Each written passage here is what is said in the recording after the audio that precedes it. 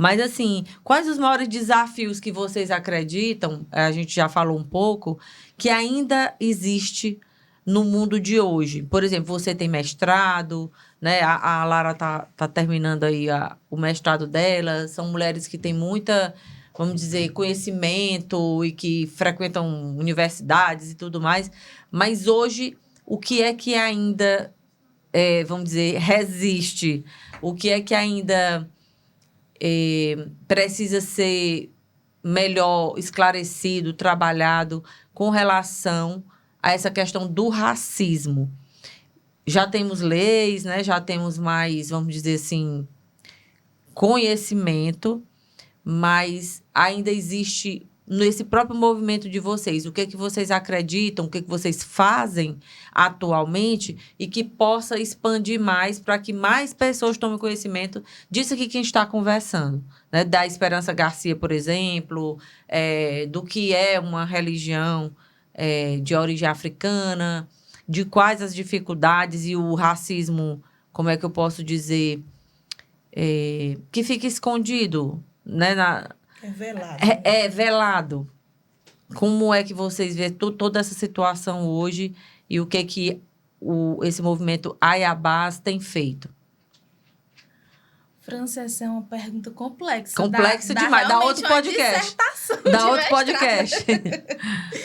O que a gente fala muito, assim, debate muito no Ayabás, é que o racismo, ele é uma questão que, por mais que a gente tenha leis, por mais que a gente tenha conseguido algumas políticas públicas afirmativas, ainda é uma questão que estrutura a nossa sociedade. Sim. Né? E aí, quando a gente fala isso, talvez não fique tão compreensível para as pessoas, né? Porque parece que é algo fantasioso. Mas como assim? É algo que a gente não toca, não sente, mas é algo que estrutura. Porque quando a gente pensa em estruturas, a gente pensa em algo que está na base, que dita, né, as ações, que dita a forma com que a gente vive.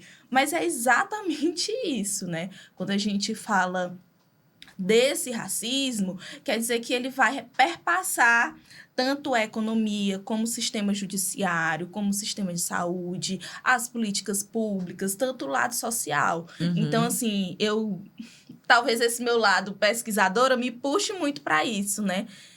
Quando a gente vai olhar os dados, né, que a gente consegue, talvez, ter isso de forma mais materializada, digamos assim. A gente tem a maioria da população negra, de acordo com o IBGE, com o censo do Brasil, a maioria da população, mais de 50% da população é negra, mas quando a gente vai olhar sobre desigualdade social, a população negra ainda é a mais atingida, né? Então, a gente tem a maioria da população, mas essa população ainda é a que ganha menos.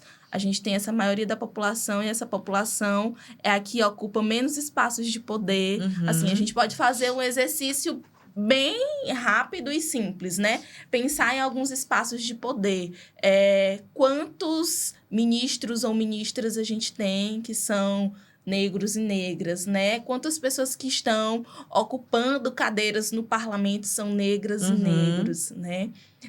A gente pode pensar também nessa última eleição. A gente pensou em candidatos negros e negras, né? A gente conhece essas pessoas, do que essas pessoas estão falando. Então, assim, são exercícios rápidos, simples. E aí, quando a gente se volta para as periferias, a maioria dessa população está na periferia, né? E aí, o problema não é só essa população estar na periferia. É pensar que essa população, ela tem menos acesso às políticas públicas, né? A população negra é a população que mais morre. A taxa de homicídio entre a população negra chega a ser 3 vezes maior do que entre a população branca. Ou seja, a violência também nos atinge muito mais, né? E aí, assim, são várias questões que a gente poderia trazer aqui. Mas eu acho que o que a gente ainda não tem são políticas públicas realmente de reparação.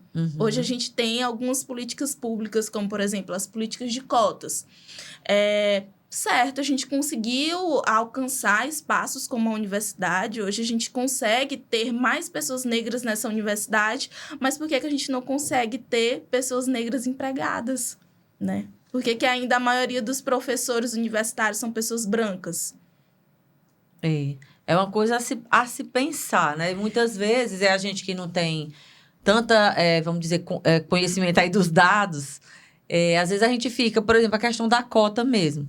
Eu mesmo, muitas vezes, lá no início, eu ficava, meu Deus, mas assim, tem um branco e tem um negro. O branco estudou mais, ele conseguiu tirar uma nota maior, né? E por que que o negro tem que entrar? Eu não entendia, né? Mas aí quando a gente vai adentrando mais na história, vamos dizer, nos dados, né? Nessas pesquisas todas, realmente é mais difícil, porque aí vem... É aquela história que você já está contando. Falta de acesso, muitas vezes, né? A essa escola, ou a essa faculdade, ou a um trabalho, o pai, né? Para poder manter ali o filho no rumo certo, como você já conseguiu. Então, é uma coisa bem complexa. E o que eu acho mais interessante desse trabalho de vocês é a questão da conscientização. Quanto mais vocês falarem, né? Quanto mais trouxerem informações para brancos e negros, porque tem muitas pessoas também negras que não têm noção disso aqui que vocês estão falando. Você que está vendo e gosta desse tipo de conteúdo, clica no botão de se inscrever e ativa o sininho para não perder nenhum episódio do Elas Têm Poder.